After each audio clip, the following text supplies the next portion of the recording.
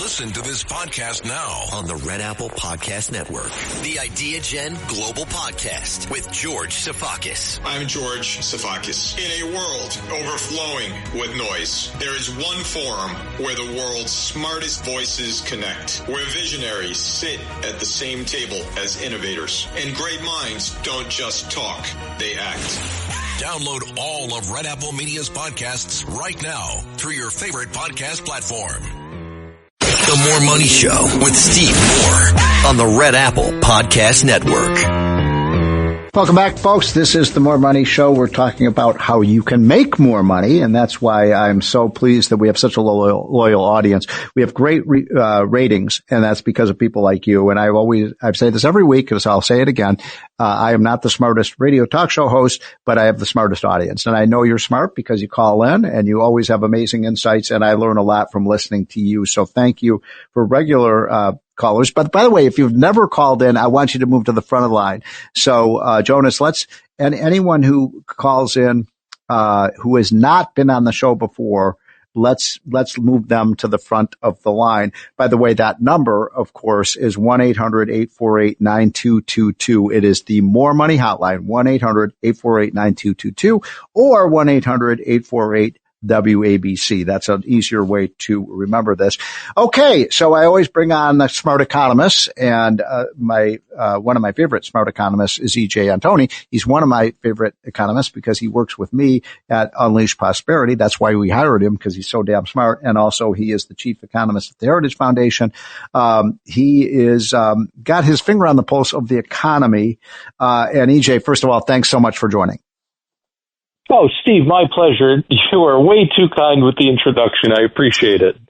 So a lot to talk about, a lot going on. So first of all, just very quickly, tell us about the new inflation report that came out this week. It shows it looked like it was a pretty good report in terms of the taming of the prices, but what was your analysis?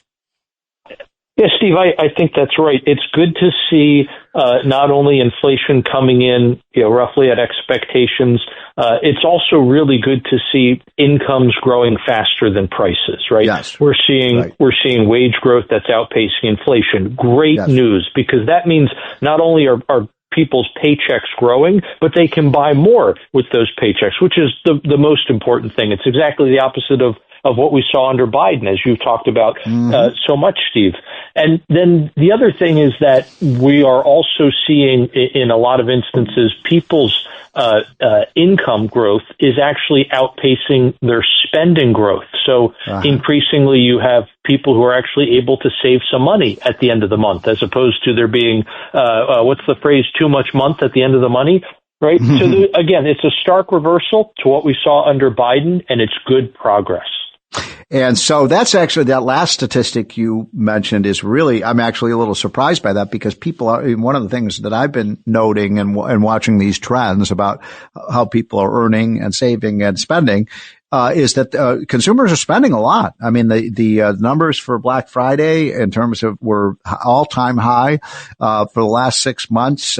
You've noted this, and I've noted it as well, that consumer spending has been strong, and yet you're saying they're saving at the same time. So the only way they can save and spend at the same time is if their paychecks are growing. Exactly, Steve. That's right. Now, if you look at an income distribution, so you have, people who don't make a lot of money, you have folks in the middle, folks who make a lot of money at the other end. It's not the same result throughout, but if you look at it in terms of the average, that's exactly what we're seeing. So diving into those Black Friday numbers, for example, most of the increase came from high income earners, but it is good to see that there are increases throughout that distribution. It's not just the high end. Again, it's a big contrast to the Biden administration, because what we saw back then was essentially folks at the bottom falling behind, and all of the wealth gains basically, and all of the increased spending coming from the upper end of the income distribution. In fact, by the time Biden left office, the top 10% of income earners were accounting for 50% of all consumer spending throughout the economy. I mean, that's staggering that it was that lopsided of an economic recovery for 4 years.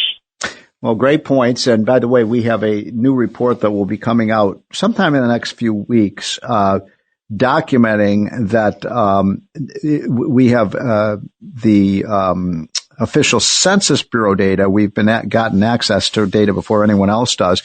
And what it shows, EJ, and folks listening to the show, is that this idea that if you listen to the left, they say this is what they call a K-shaped recovery, that people at the top are seeing their incomes go up, but people at the bottom, their income is going down, and it makes a K-shape. That's not true. That is absolutely not true. What our data is showing is that not only did the median household income go up by about $1,200 over the first 8 months of the year, and not only did higher income people see an increase in their incomes, but also people in the bottom 25% have actually seen pay increases over this period. So this idea, EJ, that the rich are getting richer and the poor are getting poorer, not under Trump. That's not the case. It's exactly right, Stephen. And here's the irony of it. It's that the left are always telling us that they are the ones who fight for the poor, right? That their policies are the ones that are going to lift people up out of poverty. And instead, when they actually have power, who benefits? It's always the wealthy. It's their donor class. It's the special interest. The little guy got crushed. Ask yourself, how did the middle class and how did lower income people do under Biden? Did they do well or did they do poorly? And then contrast that with the first Trump administration. Well, you have a great study that is also coming out for Unleash Prosperity. We'll be releasing that next week. Let's give people a sneak preview of that, EJ. So you looked at what has happened to people's 401k plans, which is the major source of saving for especially working class families. And by the way, how many people have 401k plans in this country? Steve, it's almost 70 million people. I mean, wow. This is really tremendous. People, some folks think that, it's only the wealthy who have these kinds of retirement accounts. No, it's actually a majority of working Americans, a majority of working adults who utilize these kinds of savings plans. So it's really important that they do well because so many Americans are relying on them to do well to fund their retirements. And then if you include, you're talking about 401k plans, but if you include IRAs and other types of saving vehicles that people have where the money is invested in the market, my friend Grover Norquist at Americans for Tax Reform says it's well over 150 million. So it's not true that the stock market is just all owned by rich people. And now you've looked at the 401k plans, the returns, and you looked at what happened in Trump's first term. And then you looked at what happened under Biden's term in office, his 4 years. And now you have the latest numbers for roughly the first year of Trump's second term. So can you give us a sneak preview of what you found in that analysis? Oh, absolutely, Steve. I'd be happy to. So in the first Trump administration, you saw really good returns on equity markets, so things like stocks. But then you also had reasonably good returns in the bond market under Biden. Because interest rates were lower. Right. You had lower interest rates. You had very stable inflation rates. And that's why if you look at, for example, the difference in how a 401k did in nominal terms versus real terms, it's not that much of a difference. And then if you fast forward to the Biden administration, they didn't do very well at all in nominal terms because although equities performed fine, the bond market got destroyed. Steve, if you can believe this, the bond market under Biden had its worst 4-year run literally in a century. That's how demolished the bond market got. And it was hold on, EJ. Okay, so explain to people, because a lot of people don't understand how the bond market works. So explain why it is that bonds got crushed when Biden was president. Why was that? Well, Steve, it's because we had big changes in not only interest rates, but also inflation rates. So ask yourself, if you get a bond from the Treasury, let's say, it doesn't have to be the Treasury, but let's just pretend it's a Treasury bond, and it's at 2%, and inflation is essentially nothing. And then inflation shoots up to 9%. You're losing money. Exactly. And now imagine interest rates are up to 4 or 5%. The only, that bond is now worth much less than it was before. If you try to sell it, you're going to take a loss. And even if you don't sell it, even if you just sit on it, as you just said, Steve, because inflation is outpacing the yield on the bond, you're literally losing money on it. So if we look at, again, under the Trump administration, adjusted for inflation, 401ks in that first term were up about 19.2%, which is over $26,000 for the average 401k. I'm sorry, what was the number again? What happened? So hold on, AJ, what was the, in terms of dollars for the first term? It was over $26,000 after adjusting for inflation. And that's the average. That was the average. Exactly. Okay. Yep. So for the 80 million or so people who have 401ks, the average return in Trump 1.0 was $26,000 increase in their wealth. Exactly. And then you fast forward to the Biden years. Trump, to Biden. What happened? Mm-hmm. And now, because of everything we just talked about, yes.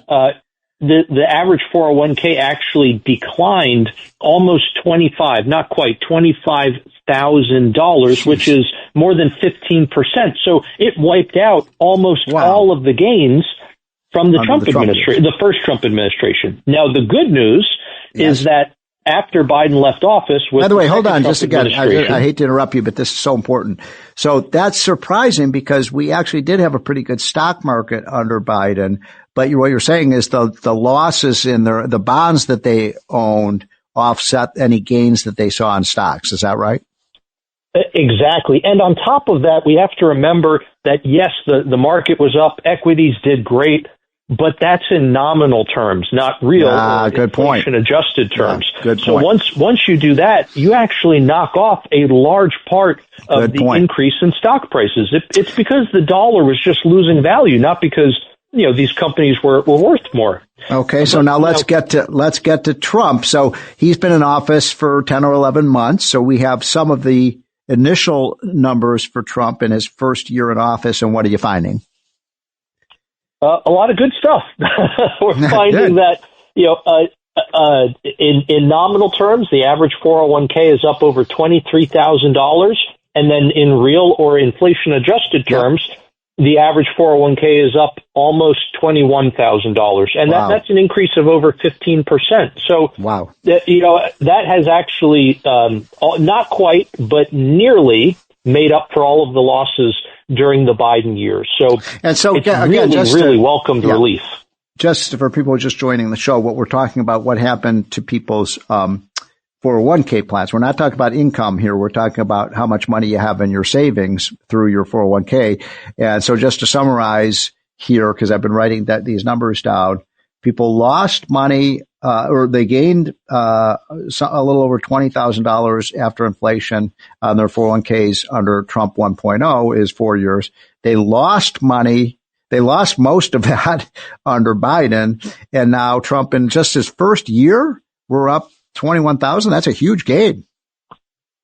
Exactly, Steve. And it's because not only have you seen a good rally in equities, everybody loves a good stock market rally, right? But on top of that, the bond market has greatly benefited from the fact that interest rates and inflation rates have both been relatively tame, right? We haven't seen the wild fluctuations up and down that we saw under Biden. And so with those stable returns, that's really helped 401ks, because we got to remember that when we look at 401ks, when we look at any kind of retirement accounts, people tend to be much less willing to risk their money, right? And that's especially true as they get older. They increasingly pile their assets into fixed income.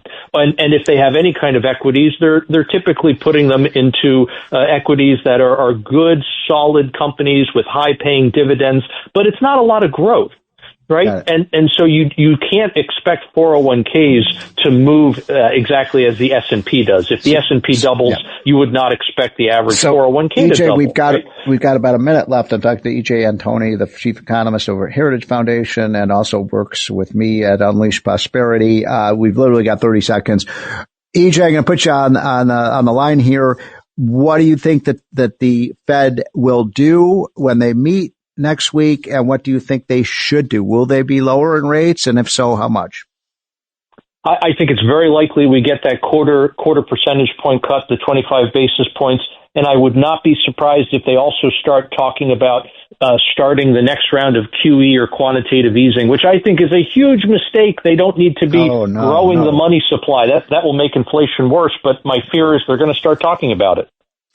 That's EJ Antoni, one of the great economists in the country. EJ, thank you so much for joining us on a Saturday afternoon. And folks, this is the More Money Show. And when we get back, call in 1-800-848-9222. We'll be taking your calls. Thanks for listening to More Money with Steve Moore. You can hear More Money with Steve Moore Saturday afternoons at 1. If you like the podcast, share it with your friends and listen anytime at WABCRadio.com and download the WABC Radio app. Hit that subscribe button on all major podcast platforms. Plus, follow WABC on social on Instagram, TikTok, Facebook, and X. See you next time for a new episode so you never have to wonder. What the heck is going on here? Looking for financial insights you can trust? How do you protect yourself as an investor? What's the strategy? I think it's really simple. I think you just want to be diversified in your portfolio.